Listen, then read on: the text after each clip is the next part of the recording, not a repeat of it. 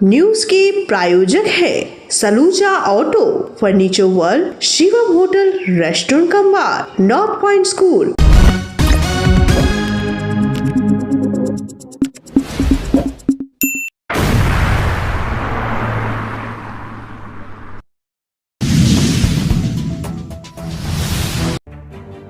अवैध निर्माण पर हाईकोर्ट सख्त। आसनसोल नगर निगम के खिलाफ एफआईआर दर्ज करने के आदेश से हड़कंप, बैठकों का दौर जारी।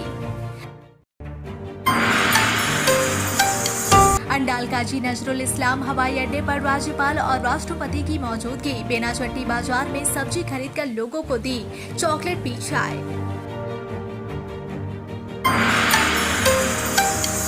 रूपनारायणपुर बिजली विभाग में अस्थायी मजदूरों का विरोध प्रदर्शन। काम की मांग को लेकर माहौल तनावपूर्ण।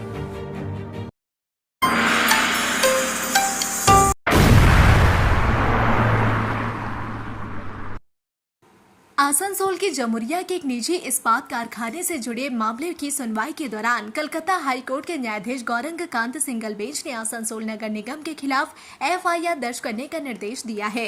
कोर्ट ने नगर निगम की भूमिका और अवैध निर्माण के बदले वसूली गई भारी भरकम राशि पर गंभीर सवाल खड़े किए हैं। हाईकोर्ट में दायर याचिका के अनुसार जमुरिया और रानीगंज क्षेत्र में 11 कारखानों द्वारा बिना अनुमति के अवैध निर्माण किया गया है। इस पर आसनसोल नगर निगम ने 2 साल पहले ही नोटिस जारी कर कारखानों को चेताया था कि या तो निर्माण तोड़ दिया जाएगा या फिर जुर्माना भरना होगा, लेकिन अब तक किसी ठोस कार्रवाई की जगह केवल जुर्माना वसूली की प्रक्रिया चली। नगर निगम की ओर से कारखानों को भेजे गए नोटिस में अवैध निर्माण हटाने की चेतावनी दी गई थी। इसके तहत बकायदा बुलडोजर लेकर निगम के अधिकारी कारखानों में पहुंचे, लेकिन कार्रवाई की बजाय जुर्माना वसूली अभियान ही मुख्य रूप से चला। यह जुर्माना करीब 500 करोड़ रुपए तक बताया जा रहा है। हाईकोर्ट ने इस पर सख्त टिप्पणी करते हुए कहा कि क्या केवल जुर्माना वसूलने से अवैध निर्माण वैध हो जाता है। कोर्ट ने इसे पूरी तरह अवैध प्रक्रिया करार दिया और नगर निगम की भूमिका पर आश्चर्य व्यक्त किया। कारखाना मालिकों ने आरोप लगाया है कि नगर निगम के अधिकारियों ने कहा है कि यदि जुर्माना भर दिया जाए तो निर्माण नहीं तोड़ा जाएगा, लेकिन जुर्माना भरने के बाद भी निगम की ओर से कोई लिखित आश्वासन नहीं दिया गया है कि भविष्य में निर्माण नहीं तोड़ा जाएगा। इससे यह सवाल खड़ा होता है कि लाखों करोड़ों रुपए की वसूली आखिर किस आधार पर की जा रही है। इस मामले में नगर निगम की निष्क्रियता और दोहरे रवैये पर विपक्ष ने भी सवाल उठाए हैं। बताया गया है कि 2 साल पहले जब नोटिस भेजे गए थे तब नगर निगम पूरी तरह से चुप रहा। अब अचानक जुर्माना वसूली के लिए दबाव डाला जा रहा है, जिससे कारखानों में प्रतिदिन जुर्माना सौदेबाजी जैसी स्थिति बन रही है। इसी बीच आसनसोल के भाजपा नेता जितेंद्र तिवारी ने भी इस पूरे मामले पर प्रतिक्रिया दी है। उन्होंने नगर निगम पर भ्रष्टाचार और श्रमिकों की आजीविका से खिलवाड़ का आरोप लगाया। उन्होंने कहा कि यह सिर्फ पैसे वसूलने का तरीका बन गया है, जिससे न केवल कारखाना मालिकों को नुकसान हो रहा है बल्कि हजारों मजदूरों का रोजगार भी खतरे में पड़ रहा है। আমরা তো আগেই বলেছিলাম সবটা নাটক চলছে, আর বিজেপি তরফ থেকে প্রেস কনফারেন্স করে এই বিষয়টা যদি জনসমক্ষে আমরা না আনতাম তাহলে তো কেউ জানতেই পারতো না। এটা এখন যেটা চলছে সবটা গটা। কর্পোরেশনও জানে যে ওদের কিছুই ভাঙবো না, ওরাও জানে যে ফাইনও দেবো না, পয়সাও দেবো না। উভয়ে মিলে পড়ে কর্পোরেশন এবং যারা অসাধু ব্যবসায়ী তারা মিলে পড়ে একটা প্ল্যান করেছে যে কিভাবে কোর্টে গিয়ে একটা অর্ডার বার করে নেওয়া যায় যাতে তাদেরকে ফাইনটাও না দিতে হয়, আবার তাদের কোনো কিছু ভাঙাও না যায়। তো আমি বলবো যে ঠিক আছে, তাদের যখন ভাঙতে পারছো না ভাই, তো গরিব মানুষদের যে ঘর বাড়িগুলো ভাঙলে, যেখানে পুরো শক্তি দেখালো কর্পোরেশন, তাদের কাছে ক্ষমা চাক। এবং আমি জানি এরা কিচ্ছুই করতে পারবে না, কিন্তু আমরা ছেড়ে দেবো না। এটা আমরা ছেড়ে দেবো না। আমরা যখন এই বিষয়ে এনেছি এটা ফাইনাল কনক্লুশন অবধি আমরা পৌঁছাবো। কোর্ট কেন, কর্পোরেশন কেন আগে থেকে ক্যাভিয়েট করে রাখলো না? কর্পোরেশন কেন আগে থেকে হাইকোর্ট অ্যাপ্রোচ করলো না যে হাইকোর্ট কর্পোরেশনকে না শুনে যেন কোনো অর্ডার না দেয়? লোক দেখানো এটা হচ্ছে, ছেলে খেলা করা হচ্ছে। আসানসোলে মানুষ এত বোকা, সবাই সব বুঝছে, কিন্তু আমরা একদম নজর রাখছি, কোনো মতে এটা ছেড়ে দেবো না। আসানসোলের জনগণের স্বার্থে যা যা করণীয় বিজেপি সবটাই করবে। इस मसले पर आसनसोल नगर निगम के मेयर विधान उपाध्याय से मीडिया ने सवाल किया कि क्या उनके पास इस तरह की कोई कोर्ट का निर्देश या एफआईआर संबंधी नोटिस आया है, तो उन्होंने साफ इनकार करते हुए कहा कि उन्हें इस मामले की कोई जानकारी नहीं है। उन्होंने यह भी जोड़ा कि नगर निगम हर प्रक्रिया कानून के तहत कर रहा है और सभी पहलुओं पर विचार किया जा रहा है। हाईकोर्ट के इस आदेश ने आसनसोल नगर निगम की कार्य प्रणाली और पारदर्शिता पर गहरी चोट की है। अवैध निर्माण, जुर्माना वसूली और निगम की निष्क्रियता से जुड़ी यह पूरी प्रक्रिया अब कानूनी जांच के घेरे में आ चुकी है, जिसका असर आने वाले दिनों में और व्यापक रूप ले सकता है। হাইকোর্ট অর্ডার দিয়েছে, এখনো পর্যন্ত আমরা পাইনি। হাইকোর্ট মানে আমি বলতে পারবো না। জিনিসটা হচ্ছে যে আমাদের গত 1 বছর থেকে জামুরিয়া রানীগঞ্জ অঞ্চলে যত ইলিগাল ইন্ডাস্ট্রি ছিল সেই ইন্ডাস্ট্রিগুলোতে আমরা পরিদর্শনে গেছিলাম, মাপা হয়েছে। ওদের পক্ষ আমাদের পক্ষ সব মিলেমিশে মাপাজোপা হয়েছিল এবং ওনারা বারবার টাইম চেয়েছেন, কর্পোরেশনের কাছে চিঠি দিয়ে যে আমাদেরকে টাইম দেওয়া হোক, আমরা মানে আমাদের ফাইনটা আমরা করবো।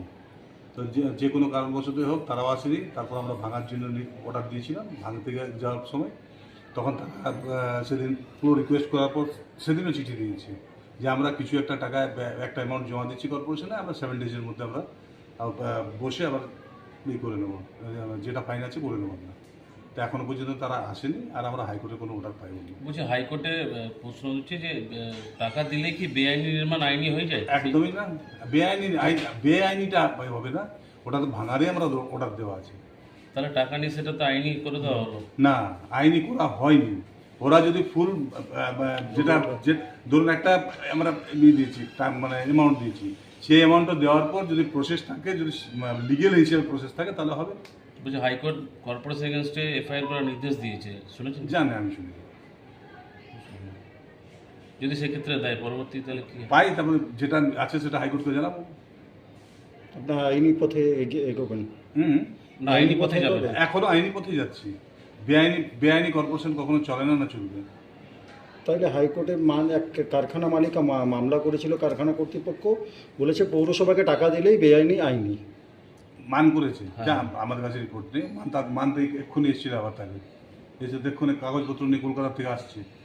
যদি মানেই করেছে, আমি জানি না আপনারা কে সত্যি বলছেন। মান এক্ষুনি জাস্ট আমার কাছে একটু আগে এখানে বসেছিল, ওরা সব কাগজপত্র নিয়ে আসছে। ওরা যদি কেসও করে আর আবার এসে দেখাও করে তাহলে তো ওদেরই ভুল। বলছি 1 বছর আগেই নির্দেশ দেওয়া হয়েছে কারখানাগুলোকে বেআইনি নির্মাণ ভাঙার জন্য। 1 বছর কেন সময় লেগে যাচ্ছে? এখনও বেআইনি নির্মাণটা ভাঙা হয়নি কেন ভাঙা হয়নি? কারণ আপনারা যারা সাংবাদিক বন্ধুরা আছেন, এক্ষুনি ভেঙে দিলে এত মানুষের চাকরি চলে গেল কেন? এবারে কর্পোরেশন জবাব দিন। তা আপনাদের মানে দায়ী সবাই। এক্ষুনি একটা ভালো কাজ করবো, আপনারাই বলবেন, আপনার সাংবাদিকরাই বলবেন এটার জন্য মানুষের ফুটপাথটা এখানে উচ্ছেদ করে দেবো। আপনারা বলেন এত গরিব লোকের চাকরি দোকানদানি চলে গেল। মানে সবাইকে এক সাংবাদিক সাথে মানুষ সাথে সবাইকে একজোট সত্যি নিউজটা করতে হবে, যেটা সত্যি আছে মানুষের জন্য যেটা চাই। তাই আপনাদের সাংবাদিক বন্ধুদেরও বলবো, যেটা সত্য আছে, যেটা ন্যায় আছে সেটাই বলবো।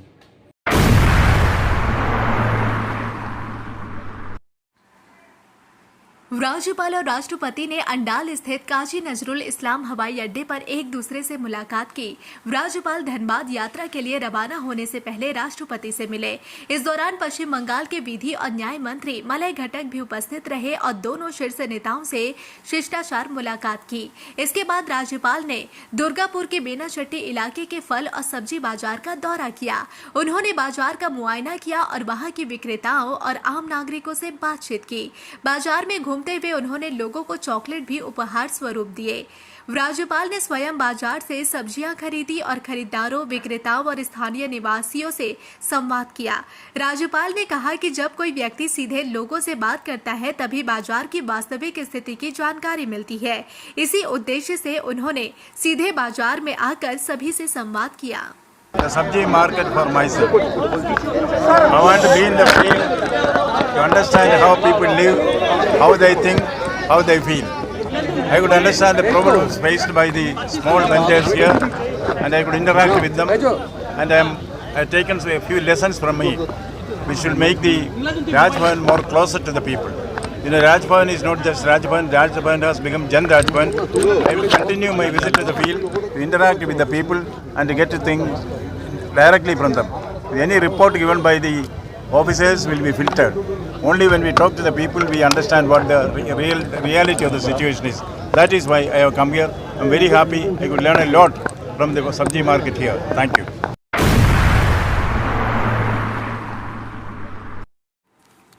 आसन आसनसोल के सालानपुर थाना क्षेत्र के अंतर्गत स्थित रूपनारायणपुर बिजली विभाग में गुरुवार सुबह अस्थायी श्रमिकों ने काम की मांग को लेकर जोरदार विरोध प्रदर्शन किया। इस प्रदर्शन के चलते विभाग में तनावपूर्ण स्थिति उत्पन्न हो गई। श्रमिकों ने कामकाज पूरी तरह से ठप कर दिया और कार्यालय के बाहर धरना शुरू कर दिया। प्रदर्शन कर रहे श्रमिकों का कहना है कि वे पिछले 10 वर्षों से इस विभाग में कार्यरत है। वे एक ठेका कंपनी के अधीन काम कर रहे थे, जिसकी अवधि हाल ही में समाप्त हो गई है। अब नई ठेका कंपनी उन्हें किसी अन्य स्थान पर भेजना चाहती है, जिसे लेकर श्रमिकों में गहरा आक्रोश है।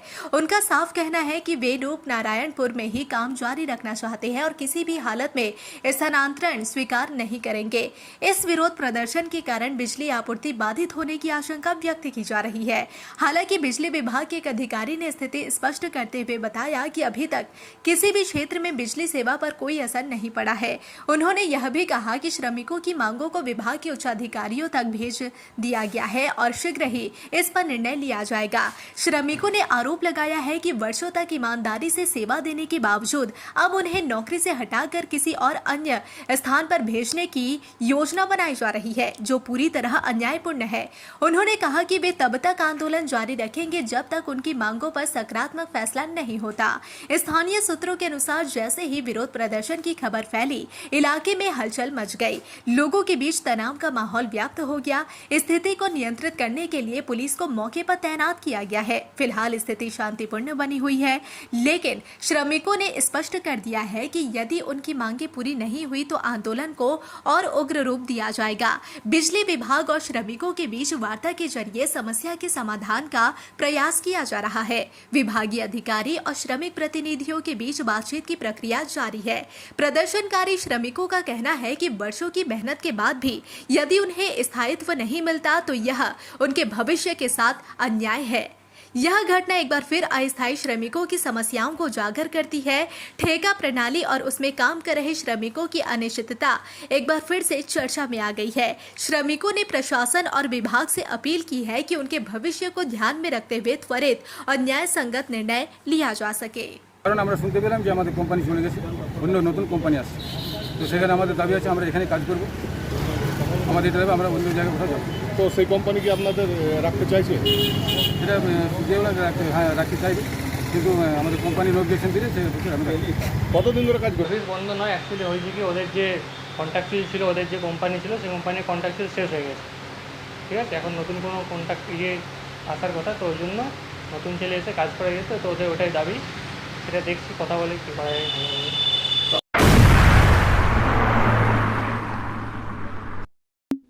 Fair Education's Point, the perfect place for development and growth of your child. Our facilities, best in class infrastructures, holistic educations, multidisciplinary extracurricular activities, swimming pool, smart class, karate, abacus, transport facility, well-educated teachers teach your child. Make your child bright future. Then contact us. Fair Education Point, Sataisha Bus Stand near Mine Rescue Station, Sitarampur. Furniture world শুধু নামই নয়, সত্যি ফার্নিচারের world. একটা দুটো নয়, পুরো 4টে ফ্লোরই শুধু শুধু এক্সক্লুসিভ ফার্নিচারের সম্ভার পাবেন। প্রত্যেক ফ্লোরে আছে চোখ ধাঁধানো ফার্নিচারের বিশাল সম্ভার, তাও আবার 20% ছাড়ের সাথে। चांदा मोड़ स्थित प्रतिष्ठित अंग्रेजी माध्यम के आसनसोल नॉर्थ पॉइंट स्कूल में नर्सरी से क्लास 9वीं और 11वीं के लिए प्रवेश खुला है। ऑनलाइन नामांकन की भी सुविधा। स्कूल में सारी आधुनिक सुविधाएं उपलब्ध हैं। Air condition computer lab, air condition auditorium, swimming pool, पूरे स्कूल कैंपस में सीसीटीवी निगरानी, स्कूल ट्रांसपोर्ट की भी सुविधा। संपर्क करें आसनसोल नॉर्थ पॉइंट स्कूल में।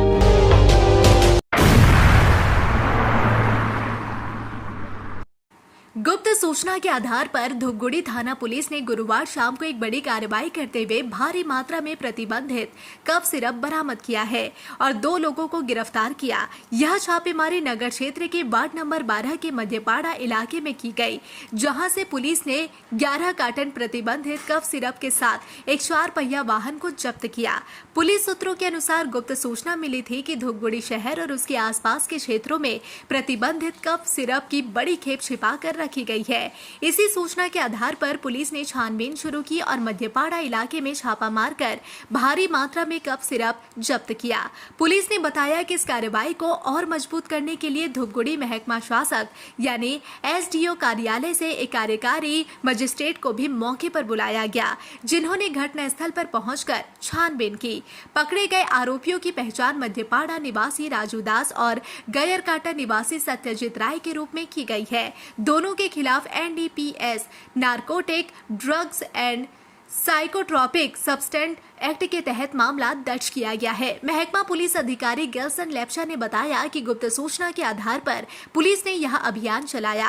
इस दौरान 2 लोगों को गिरफ्तार किया गया और बड़ी मात्रा में प्रतिबंधित कफ सिरप जब्त किया गया है। मामले की जांच जारी है। फिलहाल पुलिस यह पता लगाने में जुटी है कि यह प्रतिबंधित कफ सिरप कहां से लाया गया था और इसे किन किन इलाकों में सप्लाई किया जाना था। पुलिस यह भी जांच कर रही है कि इस गिरोह में और कौन-कौन शामिल हो सकते हैं।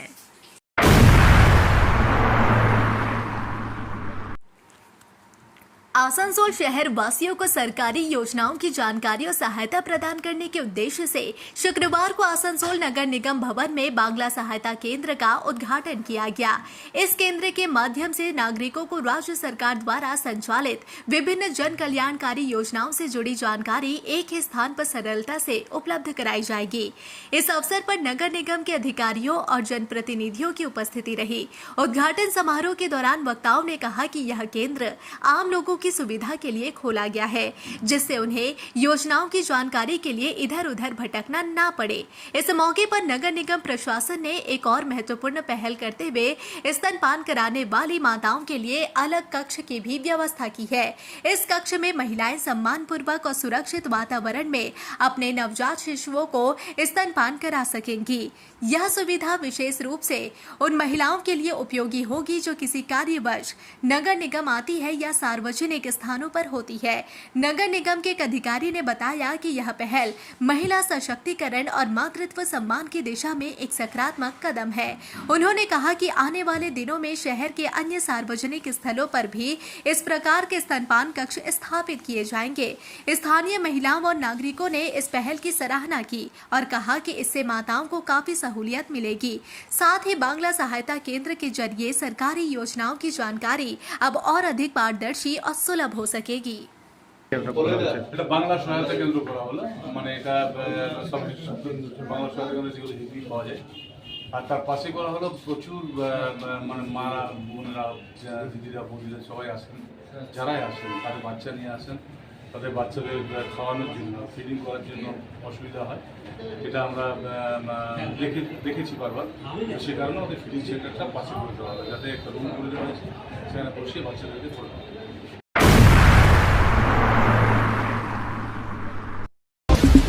न्यूज के प्रायोजक है Saluja auto, furniture world, Shivam hotel, restaurant cum bar, north point school.